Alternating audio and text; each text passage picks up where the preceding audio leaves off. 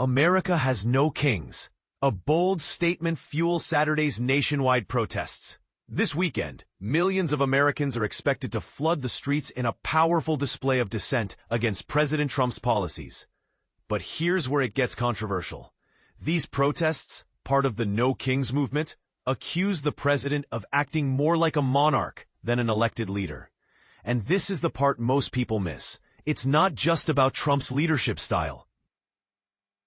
It's about the deeper implications for democracy itself. Organized by a coalition of progressive groups, the No Kings movement made waves in June with a massive, overwhelmingly peaceful protest.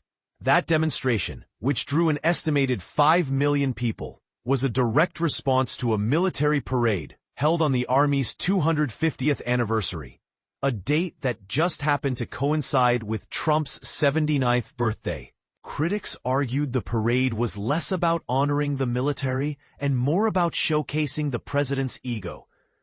But is this a fair assessment, or are critics missing the bigger picture? Now the movement is gearing up for what could be an even larger turnout this Saturday. On their website, No Kings declares, "In June we did what many claimed was impossible, peacefully mobilized millions to declare with one voice, America has no kings." But the stakes have risen. The group points to recent actions by the Trump administration, including aggressive immigration detentions by masked ICE agents, deep cuts to federal education and environmental protections, and controversial gerrymandering efforts. These actions, they argue, are further evidence of a presidency overstepping its bounds. But not everyone agrees. House Speaker Mike Johnson has labeled the protests a Hate America rally, and other Republicans have echoed similar sentiments. Even more striking, White House spokeswoman Abigail Jackson dismissed the protests with a blunt, "Who cares?"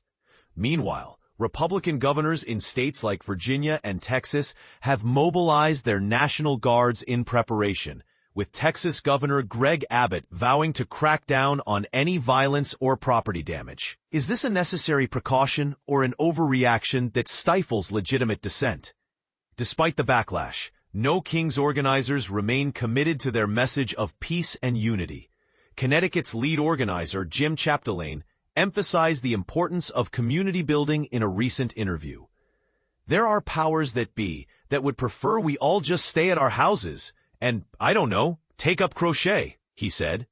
It's really important to build solidarity and unity, especially in a peaceful way. As Saturday approaches, the question lingers, are these protests a patriotic stand for democracy or a divisive force? What do you think? Is the No Kings movement a necessary check on presidential power, or does it go too far? Share your thoughts in the comments. Let's keep the conversation going.